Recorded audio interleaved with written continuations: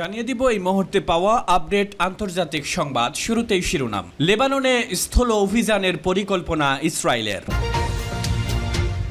অপরদিকে ইসরায়েলি হামলায় সামরিক ক্ষতি নগণ্য, স্থল অভিযান মোকাবেলায় প্রস্তুত হিজবুল্লাহ।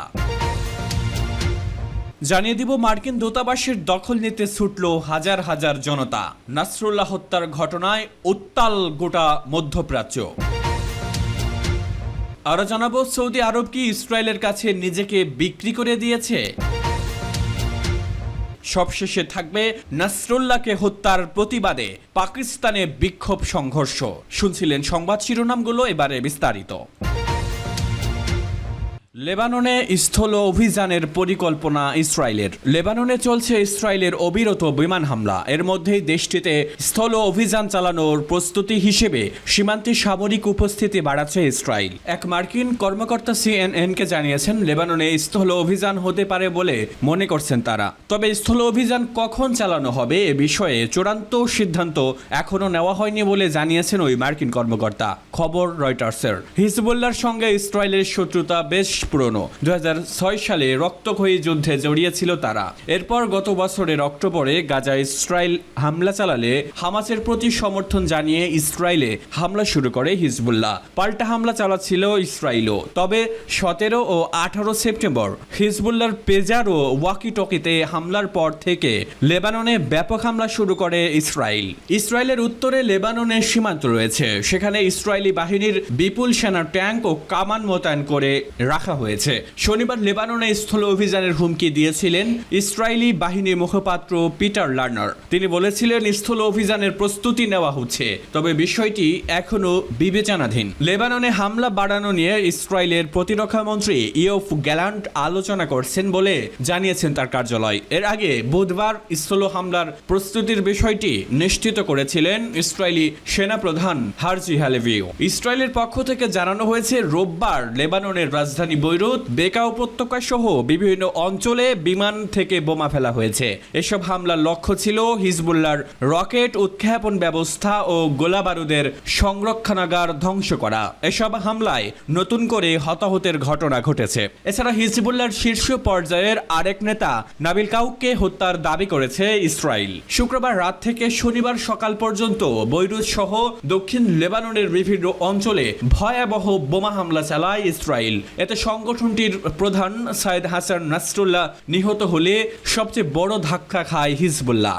অপরদিকে ইসরায়েলি হামলায় সামরিক ক্ষতি নগণ্য, স্থল অভিযান মোকাবেলায় প্রস্তুত হিজবুল্লাহ। লেবাননের শক্তিশালী সশস্ত্র গোষ্ঠী হিজবুল্লাহর সিনিয়র নেতাদের লক্ষ্য করে গত সপ্তাহ থেকে ব্যাপক বিমান হামলা চালিয়েছে ইসরায়েল। এর মধ্যে রাজধানী বৈরুতে শুক্রবারের বিমান হামলায় গোষ্ঠীটির প্রধান হাসান নাসরুল্লাহ মারা গেছেন। তবে এখানেই থামতে রাজি নয় ইহুদিবাদীরা। শিগগিরই হিজবুল্লাহর বিরুদ্ধে দেশটিতে স্থল অভিযান চালাতে পারে ইসরায়েলি সেনাবাহিনী। এই পরিস্থিতিতে হিজবুল্লাহ প্রধান হাসান নাসরুল্লাহ নিহত হওয়ার পর প্রথমবারের মতো আনুষ্ঠানিক ভাষণ দিয়েছেন গোষ্ঠীটির উপপ্রধান শেখ নাইম কাশেম। তিনি বলেছেন, ইসরায়েলি হামলায় এখনো পর্যন্ত হিজবুল্লাহর সামরিক সক্ষমতার তেমন ক্ষতি হয়নি এবং যে কোনো স্থল আক্রমণের মোকাবেলা করতে প্রস্তুত রয়েছে গোষ্ঠীটি।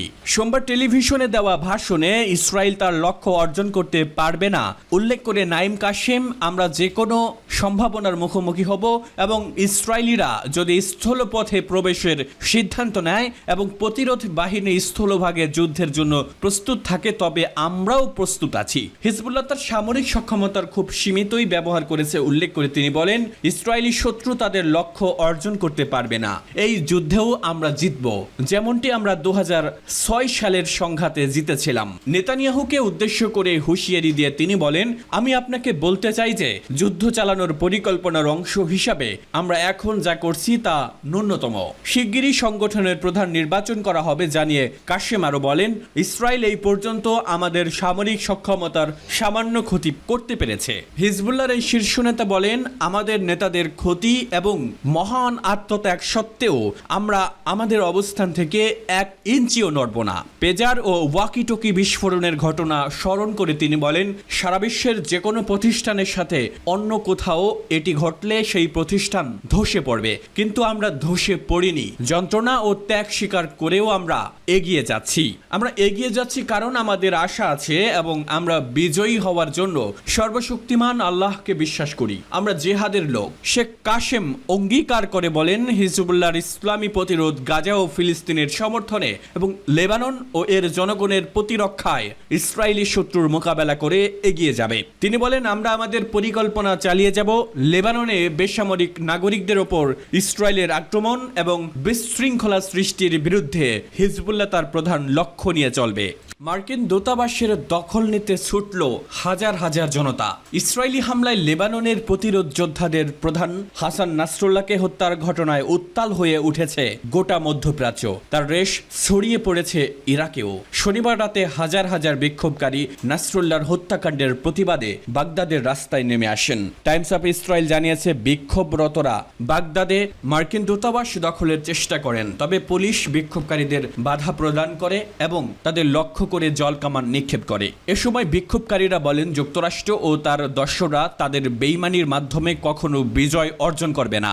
সব ধরনের অত্যাধুনিক প্রযুক্তি দিয়ে আমেরিকা সব সময় আমাদের উপর নজরদারি করে যাচ্ছে, কিন্তু আমাদের মুখোমুখি হওয়ার সাহস নেই তাদের, তাই তারা বেইমানির পথ বেছে নিয়েছে। সৌদি আরব কি ইসরায়েলের কাছে নিজেকে বিক্রি করে দিয়েছে? ফিলিস্তিনকে কেন্দ্র করে আবর্তিত হচ্ছে পুরো মধ্যপ্রাচ্যের রাজনীতি। বছরখানেক আগে গাজায় ইসরায়েলি আগ্রাসন শুরুর পর থেকে এই অঞ্চলে উত্তেজনা কেবল বেড়েছেই। প্রতিবেশীরা এগিয়ে আসবে এমন ধারণায় থাকলেও একা হয়ে পড়ছে দেশটি। দীর্ঘদিন ধরে ঝুলে থাকা ফিলিস্তিন ইস্যুকে পাশ কাটিয়ে কয়েকটি মুসলিম দেশ ইতোমধ্যে ইসরায়েলের সঙ্গে বন্ধুত্ব করে ফেলেছে। গুঞ্জন শোনা গেলেও সৌদি আরব এখনো পর্যন্ত ইসরায়েলের সঙ্গে গাঁটছড়া বাঁধেনি। তবে সাম্প্রতিক কিছু ঘটনা ও সৌদি যুবরাজের সর্বশেষ মন্তব্য উস্কে দিচ্ছে সে সম্ভাবনাকে। অনেকে বলছেন, সৌদি আরব ইসরায়েলের কাছে নিজেকে বিক্রি করে দিয়েছে। কয়েক বছর আগে সৌদি আরবের মিত্রযুক্ত সংযুক্ত আরব আমিরাত সহ বেশ কয়েকটি মুসলিম দেশ ইসরায়েলকে বন্ধু বানায়। তখন সৌদির সঙ্গেও ইসরায়েলের সম্পর্কের সুবাতাস বইতে শুরু করে, কিন্তু সৌদি সরকার হঠাৎ করে বলে বসে স্বাধীন ফিলিস্তিন রাষ্ট্র প্রতিষ্ঠা ছাড়া ইসরায়েলের সঙ্গে বন্ধুত্ব করবে না রিয়াদ। গাজা যুদ্ধ বন্ধের বৈশ্বিক প্রচেষ্টায় সৌদি আরবকে খুব একটা সক্রিয় ভূমিকায় দেখা যায়নি। এরই মধ্যে ফিলিস্তিন ইস্যুতে রীতিমতো বোমা ফাটালো যুক্তরাষ্ট্র ভিত্তিক সংবাদ মাধ্যম দ্য আটলান্টিক। তাদের দাবি, ফিলিস্তিন নিয়ে মোটেও মাথা ব্যথা নেই সৌদি যুবরাজ মোহাম্মদ বিন সালমানের। মার্কিন পররাষ্ট্রমন্ত্রী অ্যান্টনি ব্লিংকেনের সঙ্গে বৈঠকে এমন মন্তব্য করেন সৌদি যুবরাজ। দ্য আটলান্টিকের বরাতে এমন খবর পেয়েছে মিডল ইস্ট আই। চলতি বছরের জানুয়ারি মাসে সৌদির আল উলা শহরে যুবরাজ মোহাম্মদের সঙ্গে সাক্ষাৎ করেন ব্লিংকেন। তখন চলমান গাজা যুদ্ধের মধ্যেই ইসরায়েলের সঙ্গে সৌদির সম্পর্ক স্থাপনের ভবিষ্যৎ নিয়ে আলোচনা করেন মার্কিন পররাষ্ট্রমন্ত্রী। এর কয়েক মাসে বেশ কিছু ঘটনায় মনে হয়েছিল ইসরায়েলকে বন্ধু হিসেবে মেনে নিতে মানসিকভাবে প্রস্তুত রয়েছেন রিয়াদের কর্মকর্তারা। তবে 7 অক্টোবরের হামলায় সে সুযোগ হাতছাড়া হয়। ইসরায়েলের সঙ্গে বন্ধুত্বের বিষয়ে বৈঠকে সৌদি যুবরাজকে সরাসরি প্রশ্ন করে ব্লিংকেন। জবাবে যুবরাজ মোহাম্মদ বলেন, আমার দেশের জনসংখ্যার 70% আমার চেয়েও কম বয়সী। তাদের অধিকাংশই ফিলিস্তিন ইস্যু নিয়ে বেশি কিছু জানতো না, কিন্তু এই সংঘাতের মাধ্যমে তারা প্রথমবার এ বিষয়ে জানতে পারছে। এটা খুব বড় সমস্যা। ব্যক্তিগতভাবে ফিলিস্তিনি ইস্যু নিয়ে আমি আগ্রহী না, কিন্তু আমার দেশের মানুষ আগ্রহী। যদিও ওই সংবাদ প্রকাশিত হওয়ার পর তীব্র প্রতিক্রিয়া দেখিয়েছে রিয়াদ। একজন সৌদি কর্মকর্তা বলেছেন, উভয় নেতার মধ্যে আলোচনা নিয়ে দ্য আটলান্টিকের বিবরণ অসত্য। যুবরাজ মোহাম্মদ প্রকাশ্যে বারবার বলে এসেছেন, স্বাধীন ফিলিস্তিন রাষ্ট্র ছাড়া ইসরায়েলের সঙ্গে সৌদি বন্ধুত্ব করবে না। নাসরুল্লাহকে হত্যার প্রতিবাদে পাকিস্তানে বিক্ষোভ সংঘর্ষ। ইসরায়েলি হামলায় লেবাননের সশস্ত্র গোষ্ঠী হিজবুল্লাহর প্রধান হাসান নাসরুল্লাহ নিহতের প্রতিবাদে পাকিস্তানের করাচিতে ব্যাপক বিক্ষোভ হয়েছে। এক পর্যায়ে বিক্ষোভকারীদের সঙ্গে পুলিশের ব্যাপক সংঘর্ষেরও ঘটনা ঘটে। করাচি পুলিশের উপমহাপরিদর্শক আসাদ রেজা বলেন, শনিবার হাসান নাসরুল্লাহ নিহত হওয়ায় রোববার করাচিতে যুক্তরাষ্ট্রের কনসুলেটে ঘেরাও কর্মসূচির ডাক দেয় পাকিস্তানের শিয়া মুসলিমদের রাজনৈতিক দল মজলিস ওয়াহাদাতুল মুসলিমিন। হিজবুল্লাহর মতো ওই রাজনৈতিক দলটি ইরানের সমর্থন পুষ্ট। রোববারের ঘেরাও কর্মসূচিতে যোগ দিয়েছিলেন প্রায় 3000 মানুষ। তাদের অনেকের হাতেই নাসরুল্লাহর ছবির পোস্টার ছিল। এ সময় তারা যুক্তরাষ্ট্র নিপাত যাক স্লোগান দিতে দিতে কনসুলেটের কার্যালয়ের দিকে এগোতে শুরু করে। বিক্ষোভ কর্মসূচি শুরুর কিছুক্ষণ পর পুলিশ তাতে বাধা দেয় এবং সমাবেশ ছত্রভঙ্গ করতে লাঠিচার্জ ও টিয়ার শেল নিক্ষেপ করে। এ সময় পাল্টা জবাব দিতে পুলিশের দিকে ইটপাটকেল ছোড়া শুরু শুরু করেন বিক্ষোভকারীরা। আইন শৃঙ্খলা বাহিনীর সদস্যদের উপর হামলার অভিযোগে বিক্ষোভকারীদের বিরুদ্ধে বিভিন্ন থানায় কয়েকটি মামলা করা হয়েছে বলে জানিয়েছেন আসাদ রেজা। শনিবার 28 সেপ্টেম্বর ইসরায়েলের বিমান হামলায় হিজবুল্লাহর প্রধান হাসান নাসরুল্লাহ নিহতের বিষয়টি নিশ্চিত করেছে লেবাননের সশস্ত্র গোষ্ঠী হিজবুল্লাহ। শুক্রবার সন্ধ্যায় বৈরুতে ব্যাপক হামলা চালায় ইসরায়েল। এই হামলায় নাসরুল্লাহ নিহত হন।